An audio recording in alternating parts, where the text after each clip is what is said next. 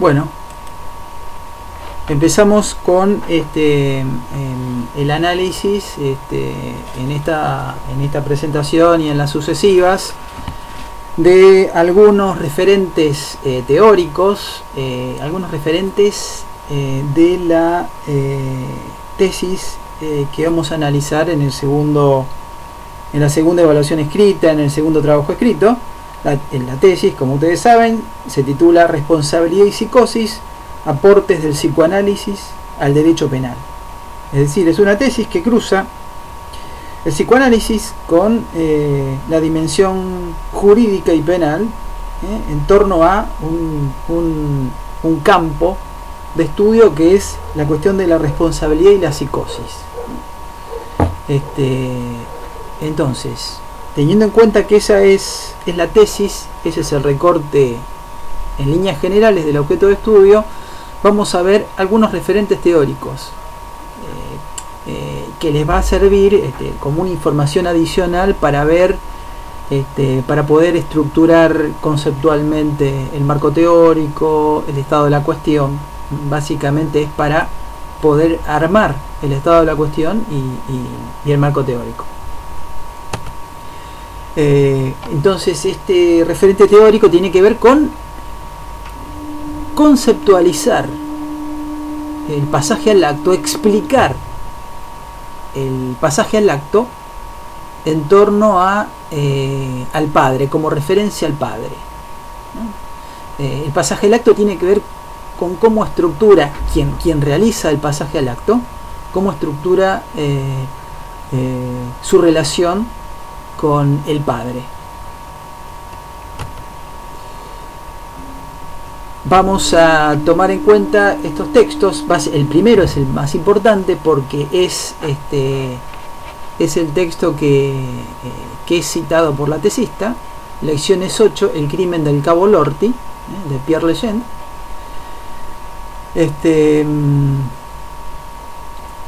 Pierre Legendre, La fábrica del hombre occidental, y El hombre homicida. Estos dos en realidad son la misma edición, están en la misma edición.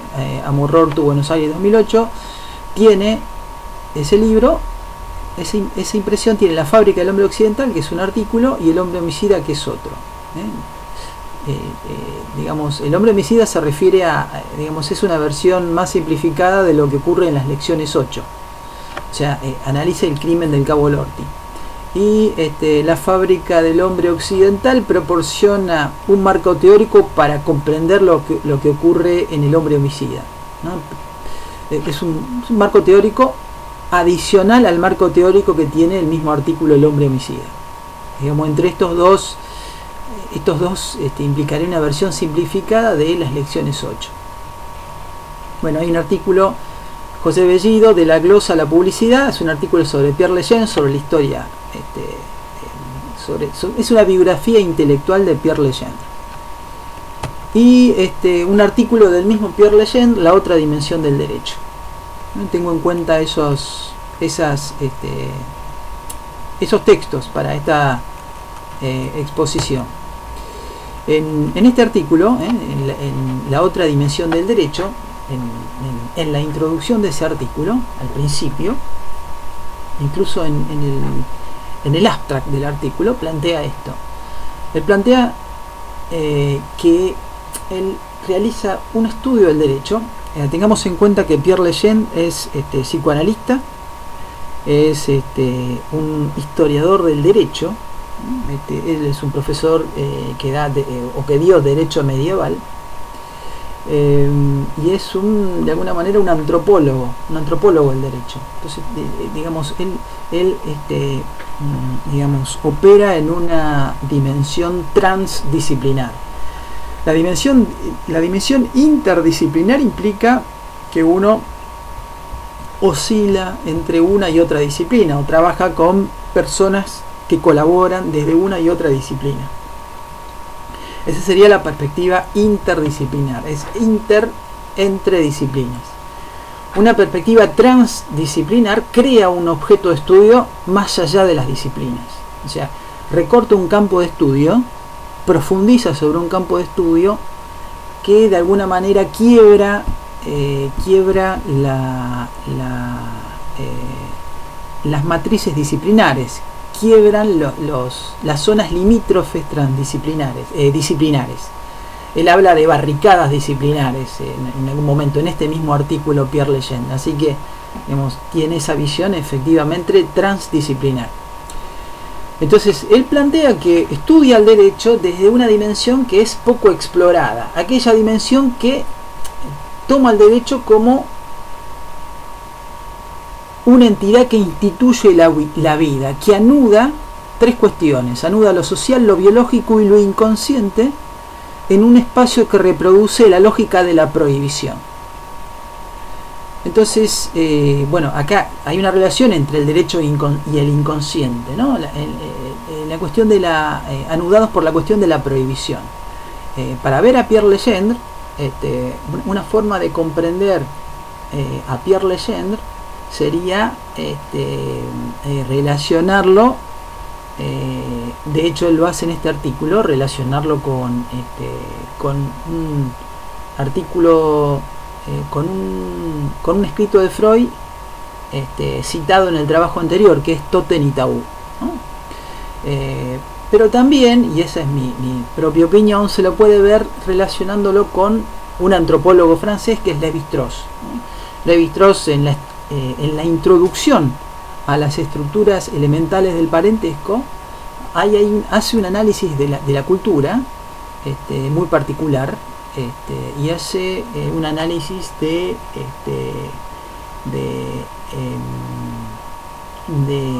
qué lugar ocupa la prohibición del incesto en la cultura. Esa perspectiva que tiene Lévi-Strauss en la introducción a las estructuras elementales del parentesco, sería interesante confrontarla con esta perspectiva de Legendre. Tiene algunas cuestiones, algunas similitudes, algunas relaciones interesantes. Bien, entonces Pierre Legendre plantea que él va a reflexionar sobre el poder del Estado. Acá estamos viendo su perspectiva teórica general, que él va a reflexionar sobre el poder del Estado, que tiene el Estado en Occidente. Y cuando nos referimos al Estado y en Occidente, se refiere a una revolución jurídica y una revolución hermenéutica, una revolución de la interpretación que ocurrió en Occidente en el siglo XI después de Cristo, en esa época. Es una revolución en el derecho canónico, en el derecho de la Iglesia, que en ese momento, para decirlo en forma muy simplificada, se torna laico. Ahí surge el Estado moderno. Entonces el Estado es el tercero mediador, el Estado es el que puede dividir las palabras y las cosas, es el tercero separador, categoría necesaria para el funcionamiento del derecho. Bien, ¿qué vemos acá? ¿De qué trata este texto del crimen del cabo Lorty, ¿no? Tratado sobre el padre? ¿De qué tratan estas lecciones 8? ¿Por qué son citadas por la tesista? ¿No? Entonces la tesista realiza un estudio de casos, ¿no? Plantea la tesista un estudio cualitativo de casos. Ese estudio cualitativo de casos, que toma 4 casos, tienen que ver con pasajes al acto que implican un crimen, ¿no? Conceptualizados como pasajes al acto, como acciones de carácter inimputable, como acciones de carácter inimputables que caben dentro del artículo que caben dentro del Código Penal, ¿no? Artículo 34, inciso primero, si mal no recuerdo. Son acciones consideradas inimputables. Lo que analiza la tesista es,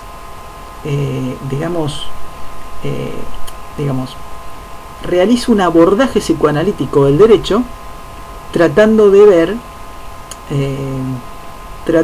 de despegar a los sujetos que realizan el pasaje al acto, tratando de despegarlos de la dogmática penal, es decir, tratando de despegarlos de la perspectiva penal. o sea, tornándolos, de alguna manera, para usar la misma terminología penal, tornándolos imputables. Es decir, analiza el grado de responsabilidad que tuvieron en ese pasaje al acto. O sea, que de alguna manera recuperar la instancia subjetiva, para que no queden aplastados por ese pasaje al acto, para que no queden pegados a ese pasaje al acto desde la instancia psiquiátrica, desde la instancia médica. Digamos, entonces analiza la responsabilidad de esos sujetos, responsabilidad que tuvieron antes del pasaje al acto, durante o después, al menos lograr la responsabilidad en un tiempo posterior, como una, digamos, reflexionando sobre lo que hicieron. Ese es el enfoque que le da la tesista. Por eso ahí utiliza distintas variantes del psicoanálisis, ustedes me dirán eso. Pero el punto es que este estudio de caso que también realiza Pierre Legendre, que es el estudio del pasaje al acto del cabo canadiense Denis Lortie, ¿no? Denis Lortie hace un pasaje al acto también, y es declarado inimputable. Pero sus abogados, un abogado y un psicoanalista que colabora con él, de alguna manera piden en el juicio, o en el juicio siguen una intención bastante parecida a la intención de la tesista. Es decir, Denis Lortie, después de realizar ese pasaje al acto, es declarado inimputable y no es sometido a juicio, precisamente porque es declarado inimputable, y se lo recluye en una institución psiquiátrica. Lo que hacen sus abogados su abogado y sus asesores es pedir la imputabilidad del cabo Lortie, es decir, pedir que sea declarado culpable. El mismo abogado defensor pide que sea declarado culpable de sus actos, responsable de sus actos. Y entonces, al mismo tiempo, pide simultáneamente una pena limitada en años, porque si es declarado imputable, queda recluido en una institución psiquiátrica hasta que el especialista médico decida que ya no es peligroso para la sociedad. O sea, la reclusión en la institución psiquiátrica es indefinida. Lo que quiere el abogado y su asesor psicoanalista es que Denis Lortie sea declarado culpable, que el mismo proceso judicial lo ayude a subjetivar ese pasaje al acto, lo ayude a hacerse responsable, y luego una pena, y luego que sea de alguna manera que su pasaje al acto sea punible, es decir, que sea castigado judicialmente, para de esa manera poder subjetivar mejor lo que hizo y superar esa instancia. No quedar, digamos, aplastado o no quedar elidido, que no quede destruida su estructura subjetiva. Entonces, en este sentido, el análisis de este proceso judicial que hace Pierre Legendre es tomado como referencia, como una de las referencias en el marco teórico y en el estado de la cuestión, es tomado como una de las referencias por parte de la tesista. Vamos, ¿de qué trata, qué hace Denis Lortie? Vamos a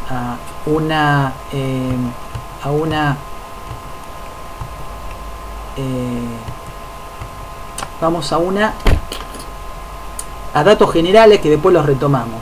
El 8 de mayo de 1984, el cabo Denis Lortie, del ejército canadiense, que entonces tenía 25 años de edad, irrumpe en el Parlamento de Quebec para asesinar al primer ministro. A primera vista se trata de un crimen de lesa majestad, es decir, el intento de matar al gobernante, o de un intento de crimen de esta categoría porque no lo logra. La explicación que da Lortie de su acción nos lleva en otra dirección. O sea, ¿qué hace Lortie? Un buen día, el 8 de mayo del 84, con algunos días de antelación, saca armas del arsenal militar al que él tiene acceso, se arma hasta los dientes, se pone su uniforme de gala, su birrete, y entra con una ametralladora armado a la ciudadela, al fuerte donde está el Parlamento.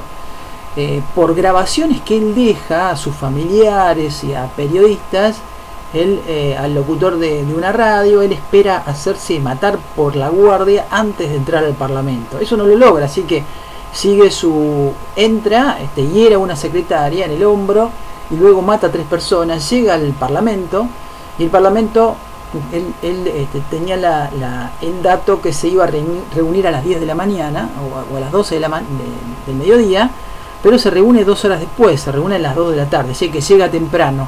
Por suerte no logra hacer la matanza, tira algunos tiros al aire, tira un tiro al reloj, unos tiros.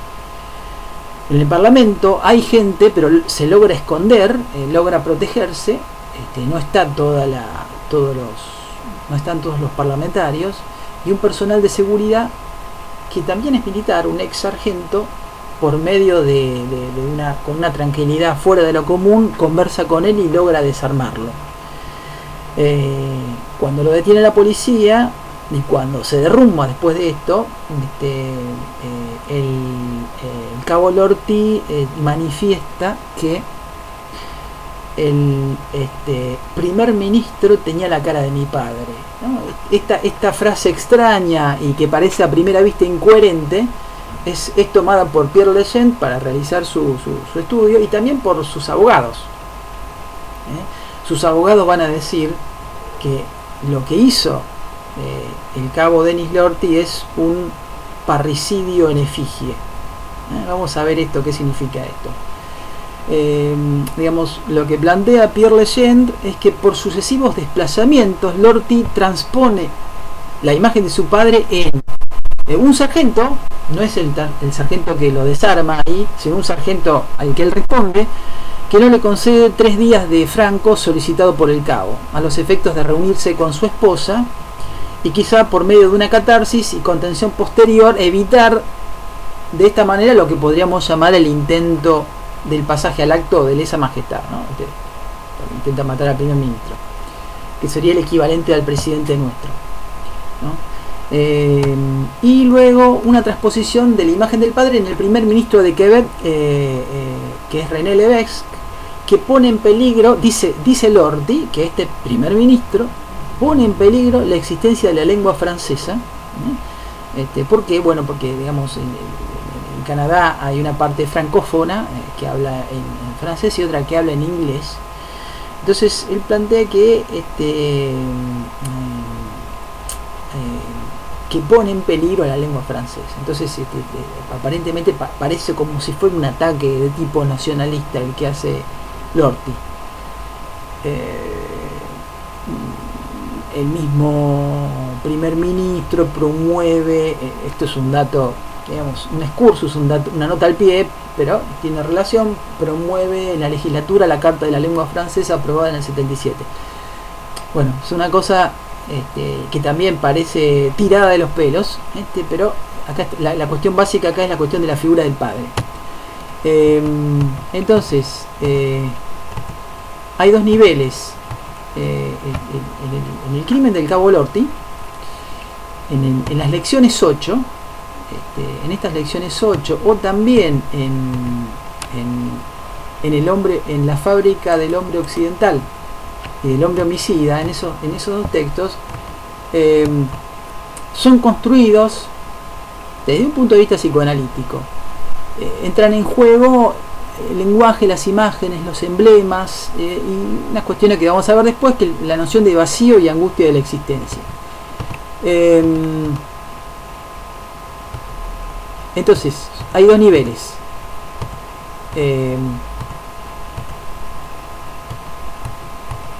Hay 2 niveles.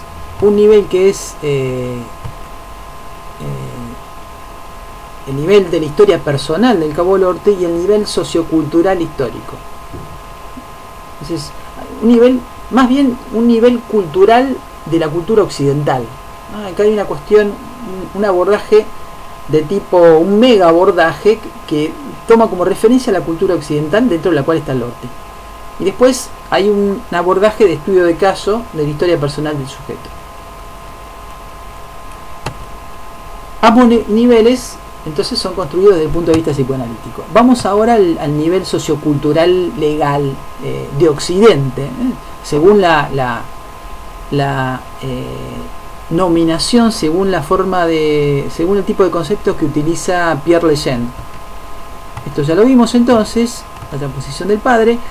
Entonces, en el crimen del Cabo Lorty, Legendre nos propone una concepción bifronte de la historia, como dos historias diferentes, dos concepciones de la historia en general de Occidente, pero en general incluso de la humanidad, como dos cursos históricos. Por un lado, la historia como una sucesión de acontecimientos sociopolíticos aleatoria, ¿no? Digamos, hay un personaje de Shakespeare que si mal no recuerdo es de Hamlet, pero no estoy seguro, que dice: la historia es el grito inarticulado de un idiota, o sea que la historia no tiene sentido. Y por otro lado, la historia como acontecimientos que son aleatorios, pero de alguna manera son significados, son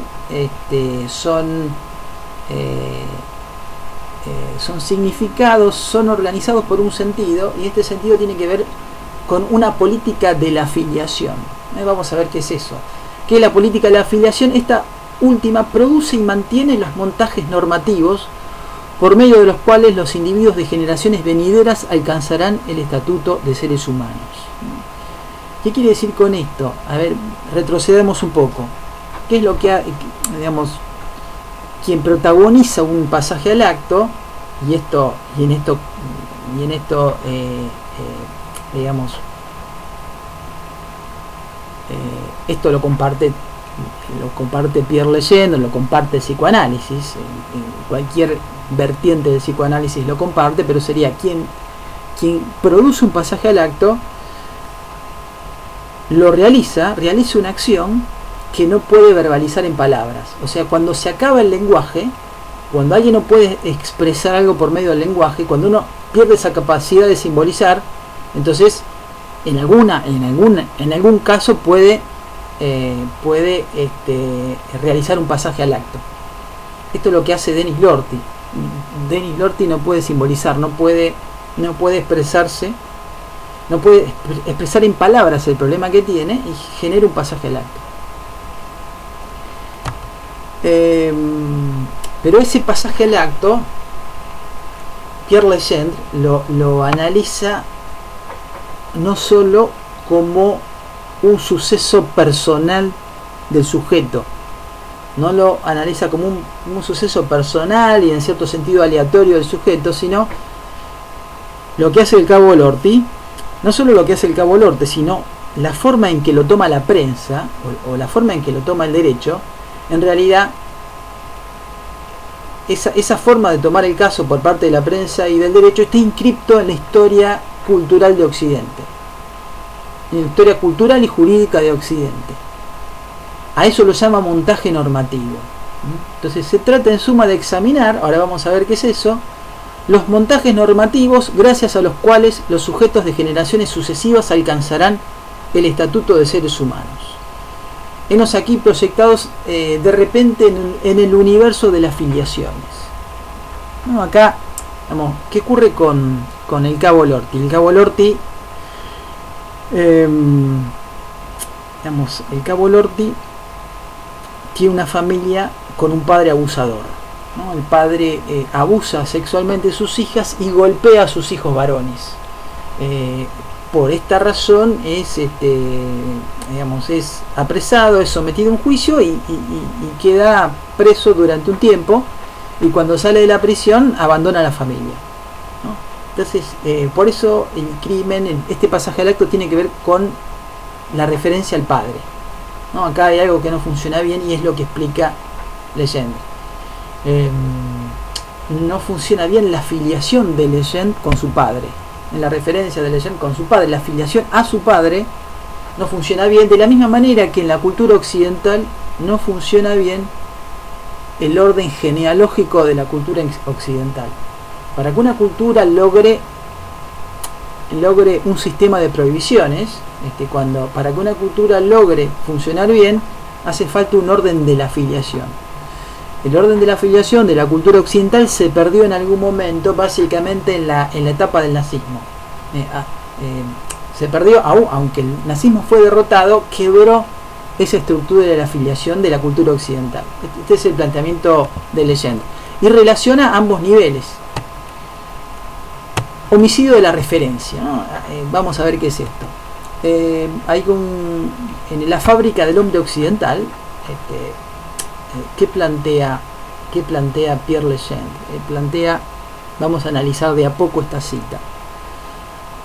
Al desertar del vacío, es decir, al olvidar que el individuo tiene una instancia de angustia, que es el nacimiento, y otra la muerte, o sea, al dejar de ser conscientes que uno vive en el vacío, olvidamos que al hombre le hace falta una escena para vivir, es decir, sin los artificios que le permiten a aquel habitar la separación de sí y de las cosas. Sin el lenguaje se desploma. O sea, el hombre sin una escena, el hombre sin una escena construida por palabras, sin una escena construida por el lenguaje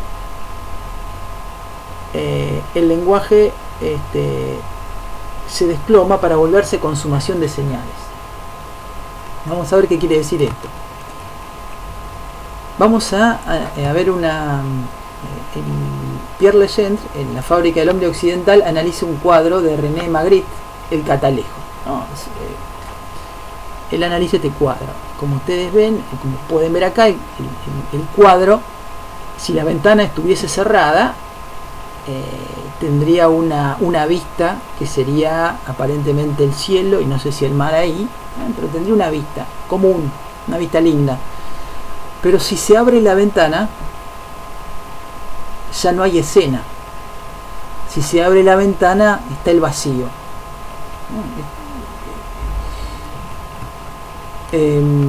Entonces, dice Legendre, todos los emblemas, las imágenes, los espejos evocan lo inalcanzable. Y el hombre se pregunta por lo que es inalcanzable. Nosotros fabricamos lo que Magritte en un célebre cuadro llama el catalejo. Es decir, una ventana que está semiabierta, la hoja que se abre se lleva con ella la escena. La hoja que se abre se lleva con ella el paisaje, el cielo, las nubes, podríamos decir el lenguaje. El catalejo descubre lo que hay detrás de los emblemas, las imágenes, los espejos. Un vacío, un precipicio. Detrás de la ventana, detrás de los espejos, detrás de lo que refleja, detrás de las imágenes, está lo que Legendre llama el abismo de la existencia humana. Es decir, la idea de nacer en algún momento sin la voluntad de hacerlo y morir en algún momento sin decidir tampoco hacerlo. Lo que plantea Legendre es que debemos habitar ese abismo. La razón para vivir empieza ahí. La estructura jurídica, la estructura del lenguaje, el lenguaje utilizado por la estructura jurídica, construye un sentido, justifica un sentido. Y la estructura jurídica no se refiere a la ley positiva en sí, sino se refiere a lo que contiene la estructura jurídica, que es una estructura de la afiliación. Es ligar, lo que hace la ley es ligar a las generaciones entre sí. Lo que otorga sentido a la vida para Legendre es ligar a las generaciones entre sí. Lo que le falla al cabo Lorty es esa ligación intergeneracional. O sea, un padre abusador y golpeador rompe esa filiación, rompe esa articulación entre generación y generación. Cuando falla esa referencia, cuando falla esa articulación con otra generación, el sujeto tiene dificultades para articular lo que siente por medio del lenguaje, ¿no? Este es más o menos el contexto en el cual analiza el pasaje al acto o el crimen del cabo Lorty. Entonces, Legendre habla del abismo del nacimiento y de la muerte, ¿no? construimos una escena a partir de las palabras, un teatro, una disposición escénica, habla de teatro en algún momento, utiliza la analogía del teatro en ese artículo citado, y en otros textos más. Digamos, el sujeto para poder vivir necesita es la construcción de esa escena, para evitar la muerte, es decir, para evitar el pasaje al acto, que sería como la muerte subjetiva, o para evitar digamos, conductas que lleven, tanáticas, que lleven a la muerte. Necesita construirse una escena que tiene que ver con el lenguaje, que separa las palabras de las cosas, las imágenes, los emblemas, y la forma en que se da la afiliación con nuestros antepasados, lo que llama él política de la afiliación. Vamos ahora al aspecto colectivo, ¿no? Dijimos al principio que el caso Lorty para Legend tiene una vertiente, un enfoque de tipo colectivo, que es el que vamos a ver hoy, y un enfoque de tipo de la historia personal del sujeto, un enfoque de estudio de caso típico. Ese lo vemos después, aunque vimos algo hoy, lo seguimos viendo en clases posteriores. Y lo que va a plantear Pierre Legend, es que el nazismo produjo un descalabro en la estructura cultural, y en el eje de esa estructura cultural, que es la idea de filiación, la idea de, digamos, lo que hizo el nazismo es romper ese eslabonamiento que une a las generaciones. Lo que hizo el nazismo es romper ese eslabonamiento y quebró el sentido de la vida, y no se recuperó a pesar de la derrota del nazismo. Esa quiebra del eslabonamiento tiene que ver con el suceso Lorty, y tiene que ver con sucesos similares. Cuando habla Pierre Legend de homicidio de la referencia, se refiere al quiebre del montaje, al quiebre de la escena, que permite construir una sucesión filiatoria desde un antepasado común. Esto puede ser complicado, pero una forma de verlo es, algo de eso aparece en la historia. Cuando se enseña historia en la primaria, se enseña de alguna manera un montaje filiatorio, ¿no? Cuando se enseña historia en la primaria o en la secundaria, y después también hay un montaje filiatorio. ¿Dónde empieza la historia? Bueno, empieza o con el descubrimiento de América, o la historia del país con la Revolución de Mayo, o una historia más cercana con la inmigración, como la Argentina está formada en parte por contingentes inmigratorios. Siempre hay un inicio, una afiliación, venimos de algún lugar, siempre necesitamos referenciarnos en una afiliación para adquirir identidad y para adquirir estabilidad, digamos, no lo dice así Legend, pero para adquirir cierta estabilidad emocional subjetiva necesitamos construir una afiliación que puede venir de un lado o del otro. La propuesta afiliatoria de Legend se puede ampliar si incluimos, por ejemplo, que lo hace el mismo Legend, la cuestión de tótem y tabú. Las religiones más antiguas tienen un tótem, ¿no? Las religiones más antiguas venían de un antepasado en común, que era un tótem, ¿no? Que era, digamos, una efigie de madera con la cara de un animal, ¿no? Ese es una afiliación simbólica, una afiliación mítica, una ficción de filiación, ¿no? Si hablamos de la inmigración italiana o española en la Argentina, es una filiación real.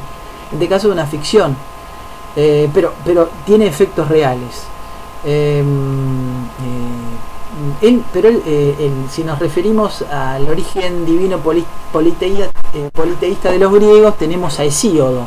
Hesíodo, en los Trabajos y los Días y en el escudo de Hércules, el escudo de Heracles, ahí, digamos, Hesíodo es un autor que está entre el mito y el pensamiento racional, para decirlo, para hablar en forma simplificada, y hace su propia política de la afiliación, ¿no? Relaciona a Grecia con las generaciones míticas, con las generaciones de dioses. Sería una afiliación también de ese tipo. Legend se refiere explícitamente, como habla de la cultura occidental, como Legend se refiere sobre todo a la civilización o cultura occidental, y ahí enmarca el caso Lorty o casos similares, se refiere explícitamente al montaje europeo occidental, ligado a al Antiguo y al Nuevo Testamento. O sea, texto antiguo, Nuevo Testamento y textos, comentarios, análisis, comentarios antiguos, comentarios premodernos del Antiguo y del Nuevo Testamento. Entonces acá viene la cuestión de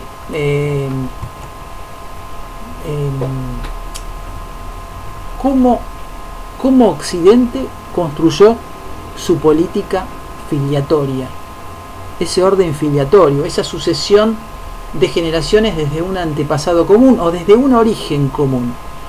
¿Cómo lo construyó Occidente? Entonces ahí Legendre va a tomar en cuenta a Pablo, ¿no? En la carta a los Gálatas, Pablo se presenta el problema de cómo interpretar la ligadura a Abraham. O sea, Abraham, en algún momento, en un pasaje de la Biblia, Abraham, Dios le dice que debe sacrificar a su hijo. Abraham con lágrimas lo va a obedecer, pero finalmente Dios se apiade y le da una bendición. Bendice a él mismo, a Abraham, y a su linaje, y le dice que va a tener una gran progenie. O sea, su linaje se va a reproducir indefinidamente. Entonces, digamos, esa sería la filiación, a partir de Dios y la bendición de Dios, para el caso occidental, ¿no? Esto según Pierre Legendre. Entonces, acá se dirime en esta cuestión de cómo interpretar la ligadura a Dios, o la ligadura a Abraham, más bien, que recibe la bendición de Dios, cómo interpretar esa ligadura. Entonces, la ligadura puede ser somática, o sea, puede estar centrada en el cuerpo, o puede ser simbólica, más simbólica. Ahí se dirime el rol que juega la práctica de la circuncisión en los judíos, ¿no? ¿Quiénes son? ¿Cuál es la forma de estar ligados a Abraham? Bueno, por medio de la circuncisión que realizan los judíos. Esa es una forma de carácter simbólico y somático, ¿no? Entonces ahí Pablo se pregunta, dentro del mismo judaísmo se pregunta si es necesario practicar la circuncisión a los gentiles, es decir, a los creyentes no judíos, si hay que hacerlo. Los creyentes no judíos sí tienen que tener la circuncisión. O sea, aprovecha ahí Pablo para plantear otro camino filiatorio a Dios, más de tipo simbólico. Entonces la promesa de Dios a Abraham por su fidelidad ciega, por su obediencia ciega, de bendecir y fomentar su descendencia, esa promesa de bendecir y fomentar su descendencia hasta el punto de generar un pueblo, puede entenderse de dos maneras. Es decir, en cuanto a la articulación de cada individuo al tren de la gens, al tren de la familia, de la estirpe, anclada en la escena primordial bíblica, el sacrificio de Abraham, que no se realiza, nos encontramos con que cada miembro del pueblo de Israel puede ser integrante del linaje de Abraham por medio de la práctica de la circuncisión, ¿no? Esa es una ligadura de tipo somático al cuerpo, o una ligadura de tipo simbólico. O sea, el mismo Occidente, digamos, ya que para Legendre Occidente es los ejes bíblicos, los ejes religiosos, los textos iniciáticos de Occidente son el Antiguo y el Nuevo Testamento.